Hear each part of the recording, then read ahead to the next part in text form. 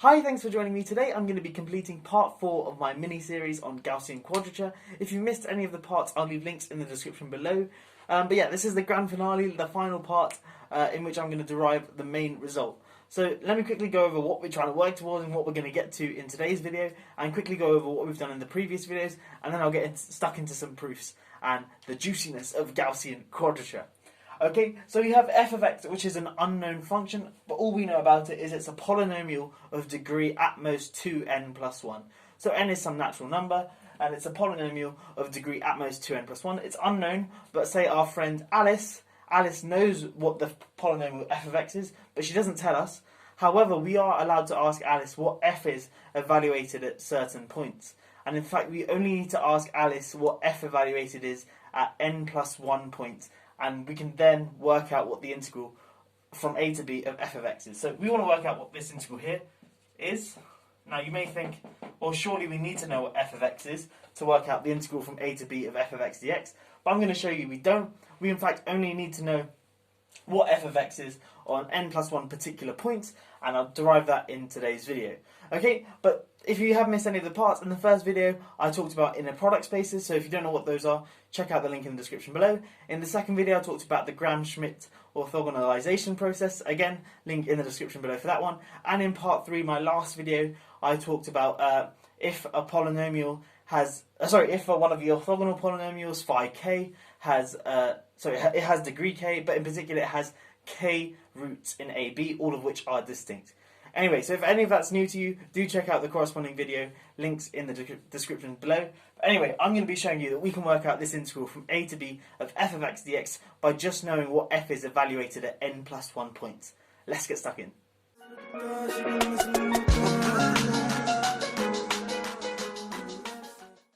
Okay, so what I've written down on the whiteboard is something very similar to sort of the Euclidean division algorithm, or sort of the fact that every number can be uniquely written. When you try and do any positive whole number divided by another positive whole number, you can uniquely write it as a quotient times that number plus a remainder. So for example, 17, if you want to try and divide it by 5, you get 3 times 5 plus 2. And this choice of 3 and 2 is unique when you assume that this number here is between 0 and 4. Okay, there's no other way of choosing two positive integers such that 17 equals some positive integer times 5 times some other positive integer, where this second positive integer is between 0 and 4. Anyway, I'm not going to go into why that's the case, but we're sort of using a generalization of this argument here, but with polynomials. Remember, f of x is a polynomial of degree at most 2n plus 1. So then that means I can write it as some polynomial q of x times phi n plus 1 of x. Now remember, phi n plus 1 of x is a polynomial of degree n plus 1. So then when I multiply it by q of x, which is a polynomial of degree at most n, then I get some polynomial of degree at most 2n plus 1.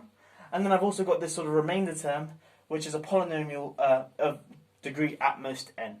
Okay, so again, this is sort of a standard result. I'm not going to prove it in today's video that the q of x and r of x exist, but it's hopefully intuitive, especially if you know the division algorithm. Anyway, let's continue with this. Now remember, we want to work out the integral from a to b of f of x dx. Okay, but this is simply the thing on the right-hand side, which is going to be the integral from a to b of q of x times phi n plus 1 of x dx, plus the integral from a to b of r of x dx. Okay, now this thing here is 0, which is beautiful, amazing, and that's the key part of Gaussian quadrature. Why is it 0? Well, remember, q of x is a polynomial of degree at most n, but phi n plus 1x is a polynomial of degree n plus 1. And by construction of the phi i's, so phi 0, phi 1, phi 2, and so on, these things are orthogonal. And in fact, I proved this in the last video, that phi k of x times q of x, where q of x is a polynomial of degree less than or equal to k minus 1, will always be 0. And that's just by construction of the orthogonality properties.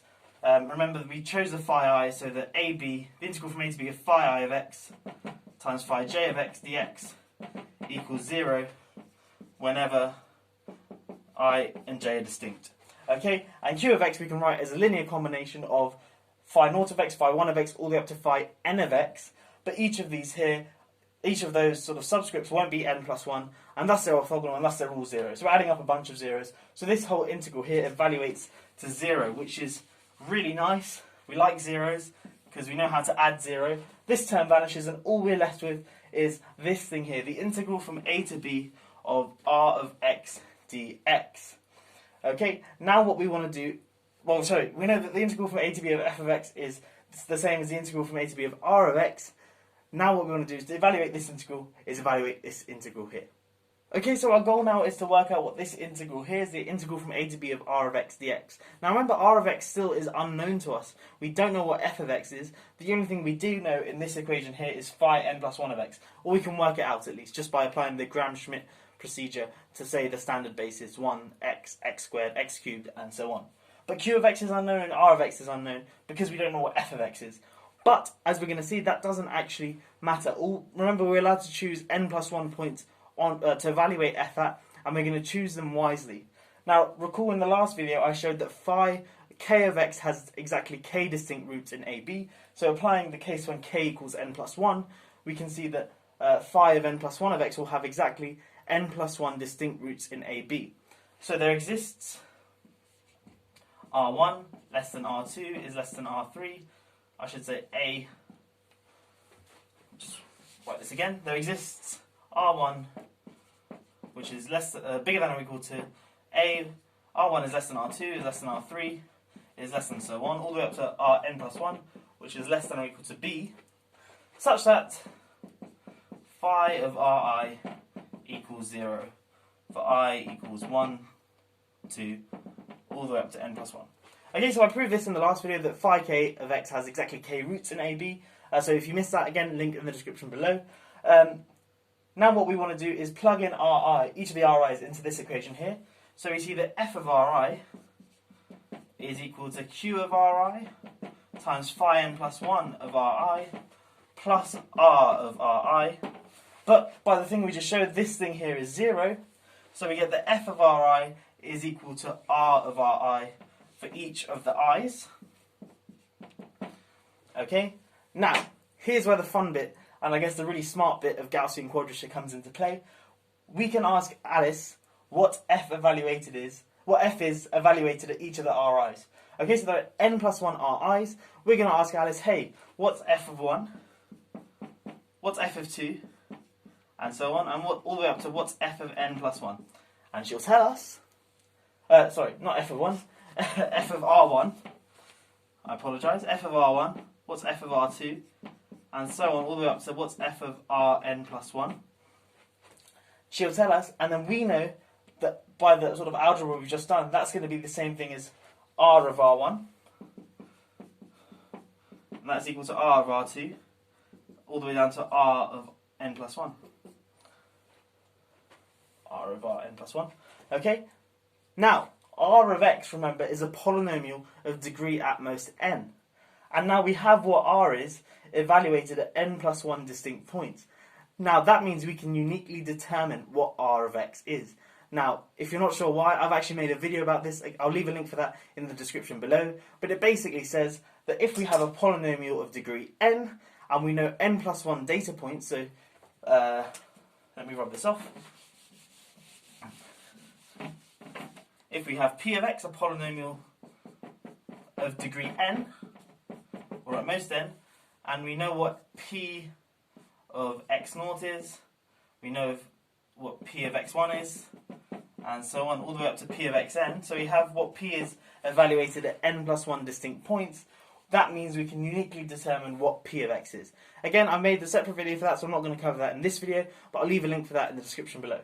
Okay, so we have n plus 1 points on r of x, and because r of x is a polynomial of degree n, that means we can uniquely determine r of x, and again, I described that in the video I made about this proof, so go and check that out if you haven't already. But basically, we now know what r of x is, and remember, we want to work out what the integral from a to b of f of x is, but that's precisely the integral from a to b of r of x is, of what r of x is.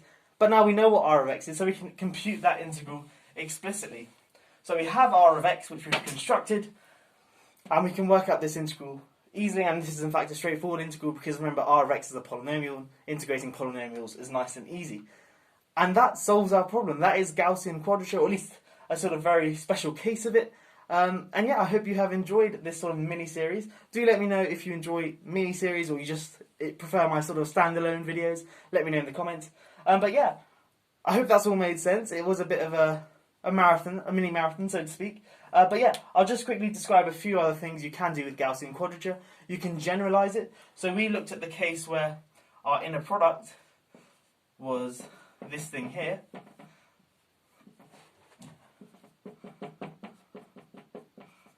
Okay, but you can actually generalize it to make it, if you have, say, this inner product here, well, you put a w there, which is our weight function. So it's a fixed function which is positive on the interval AB. So this is what your inner product is. And then you can do a sort of similar thing where if you have f of x, a polynomial of degree 2n, or at most 2n plus 1, and you want to know what is the integral from a to b of w of x times f of x dx, you can apply a similar sort of argument. You'll get different orthonormal excuse me, you'll get different orthonormal polynomials, phi 1, phi 2, phi 0, phi 1, phi 2, and so on, but it's the same sort of argument, and you can work out what this is by just asking what f is at n plus 1 points which you choose, and in particular, they must be the roots of phi n plus 1. Anyway, that is all for this mini-series. I hope you have enjoyed it. If you are new here, please do consider subscribing. I make lots of fun, different maths videos, problem solving, proofs like this. I might continue and do some mini-series. Let me know what you think. But yeah, that's all for now. I'll catch you in the next one. Have a great day.